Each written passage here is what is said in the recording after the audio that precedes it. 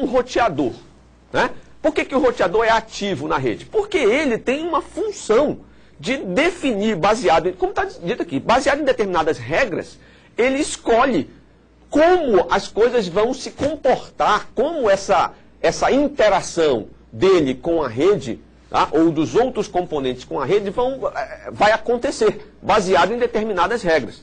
Por exemplo, um roteador, quando chega uma determinada informação nele, baseado em regras que estão dentro dele, configuradas nele, ele vai saber se aquela informação é para ir para frente ou não é. Ou seja, é para ser reencaminhada na rede ou não é. Se é para ser encaminhada na rede para o lado A ou para o lado B, para o segmento da rede A ou para o segmento da rede B. Então, ele tem, vamos dizer assim, esses elementos ativos são os que têm aspas, e aspas mesmo, aspas desse tamanho. Inteligência. Mas eu coloquei aspas deste tamanho, tá? Mas eles têm um nível de inteligência capaz de ser, para poder serem chamados de ativos, tá certo?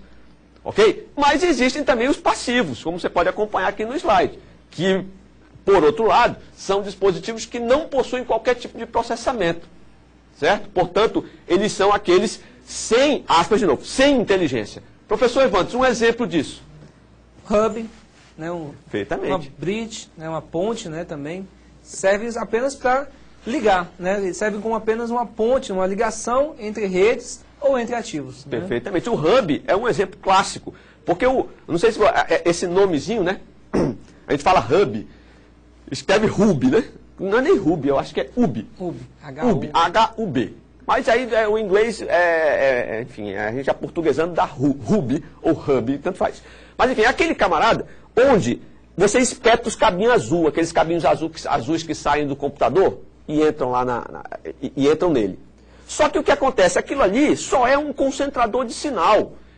Se eu mandar uma informação, eu estou ligado no computador A, computador B e computador C, todos ligados nesse tal de hub. Se eu mando uma informação daqui, do A para o C, vai chegar nele e ele vai bater lá e ele distribui para todos os outros que estão ligados nele, sem querer saber se aquilo ali é para ir para lá, se o destino é o C, se é o B. Ele não interessa, ele simplesmente recebe e manda. Ou seja, sem nenhum tipo de critério. Por isso que ele é considerado passivo. Ao contrário do switch, que já tem uma certa interação, uma certa inteligência. Tá certo? Vamos para frente então. Aqui, ó, um exemplo aí nesse slide, nos próximos slides, mostra só a ilustração do que nós falamos. Eu não sei se vocês já ouviram falar essa palavrinha aqui, bridge, que traduzindo é ponte, né?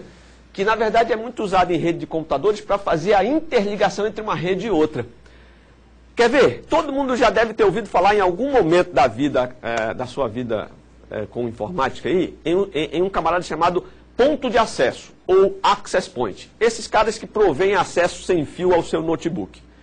Esses caras normalmente são bridges. Por quê? Porque eles fazem uma extensão da rede cabeada até o seu computador de forma sem fio. É só isso que eles fazem. Eles não têm nenhum tipo de poder de processamento ou de decisão, entendeu? Então, é como se eu estivesse fazendo uma emenda. Tipo assim, ó, tá aqui. Até aqui veio rede cabeada. Agora eu vou colocar uma emenda aqui que vai emendar a rede cabeada com a rede sem fio.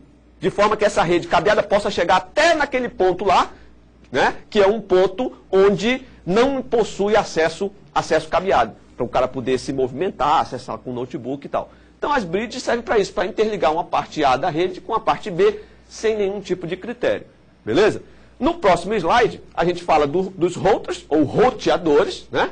Que são elementos ativos, pelo exemplo que o próprio professor Evandro deu, que ele determina qual caminho a informação deve ser seguida, o que nós já comentamos, né, anteriormente. Não é isso? Nós temos agora o hub, né? Isso. Esse slide apenas complementa, né? Esse slide que vocês estão vendo apenas complementa o que nós falamos, né? O hub é aquele equipamento que entre os cabinhos azuis, né? E esses cabinhos azuis, dentro do hub não existe nenhum tipo de poder de processamento capaz de dizer assim, bom, o computador que está ligado nesta porta só pode se comunicar com o computador que está nessa porta. Não. Se o computador mandar, esse computador aqui que está ligado aqui, mandar uma informação para esse, os outros dois que estariam ligados aqui vão receber do mesmo jeito. Ou seja, o hub não faz nada. Ele só concentra sinal, permitindo que todo mundo fale com todo mundo. mais nada. Então, é um exemplo típico de um elemento passivo da rede. Rede com nada. Mas esse cara é o quê? É a evolução do hub, né? A evolução do hub por quê? Porque ele passou... o switch é um hub inteligente, tá? Por quê? Porque o funcionamento dele é um pouquinho diferente, tá? Se os computadores... Fisicamente eles são parecidos, porque aqui entram os caminhos azuis também. Mas, se um computador que está ligado nesta porta quiser se comunicar com outro que está nessa porta, a informação não vai ser passada para todos os computadores que estão nas outras portas. Dentro dele, há um software que gerencia essa informação antes dela ser mandada para frente. Então, verifica-se lá, para onde vai, qual é o destino dessa informação aqui? É para a placa de rede que está ligada aqui. Aí sim, ó, ele já começa a guardar o endereço da placa de rede de cada um computador que está ligado com ele. De forma que, quando a informação chega aqui, ele já endereça. A gente pode até dizer, eu vou elocubrar aqui um pouquinho. Vou elocubrar, e você, assim, procure para ver se faz sentido o que eu vou dizer. Assim, até nas próximas aulas você procure refletir. Eu diria que um switch, ele pode ser caracterizado como um roteador de camada 2. Será que faz sentido isso, professor? Um roteador de camada 2? Entenda. Você pode até dizer assim, pô, Cláudio endoidou o cabeção porque eu não sei nem o que é camada 2 e tal. Mas você vai saber. Grava isso, anota no teu caderno aí, abre uma folha e anota. Switch é um roteador de camada 2. Aí coloca lá, Cláudio Monteiro. E aí depois a gente vai discutir lá no fórum, quando a gente chegar lá na camada 2 e tal, para saber se essa minha informação é válida, é verdadeira ou não é. Não estou dizendo que é, eu só estou colocando para vocês. Não é isso, professor? Falando nisso, dentro, então, vocês já conheceram alguns componentes aí, né? Então vamos agora aos tipos de rede que nós conhecemos. As redes, elas podem ser classificadas de acordo com a sua abrangência geográfica, quer dizer, como elas estão distribuídas geograficamente. Por exemplo, uma sala, um prédio, uma cidade, um país ou um continente.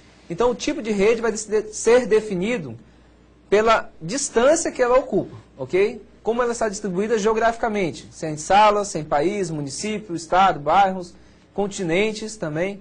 Então, dessa forma é classificado. Os tipos de redes mais conhecidos, primeiro aí, é a LAN, é a Local Area Network. Elas são redes de comunicação utilizadas para interligar equipamentos com a capacidade de atuação em uma área de no máximo 10 km de distância. Bom, então aí nós temos o primeiro tipo de rede conhecido, que é a LAN, é uma rede local. Ela é definida que ela deve ocupar no máximo 10 km. Passou 10 km já entra uma outra classificação.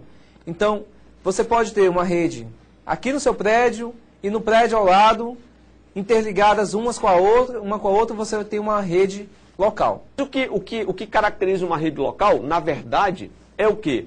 É como ela está distribuída, né? Se ela está distribuída num ambiente onde você pode facilmente sair do ponto A e ir ao ponto B andando, né? Sem precisar, por exemplo, você pode até colocar sem precisar, por exemplo, pegar um veículo automotor ou não, né? Ou uma bicicleta para poder chegar no outro lado, lá do ponto B. Se isso acontecer de forma prática e de forma até parodiana, né? Você pode caracterizar esse tipo de rede como uma rede local, né? Isso.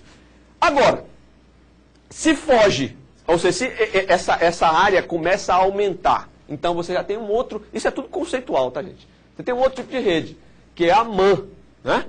Que é Metropolitan Area Network. De novo, o tal do inglês, mas é rede de área metropolitana. Ou seja, saiu daquele negócio, você precisa pegar um táxi para ir lá no ponto B, precisa pegar uma bicicleta, uma moto, então significa dizer que a sua área, a sua rede já não tem mais uma abrangência local.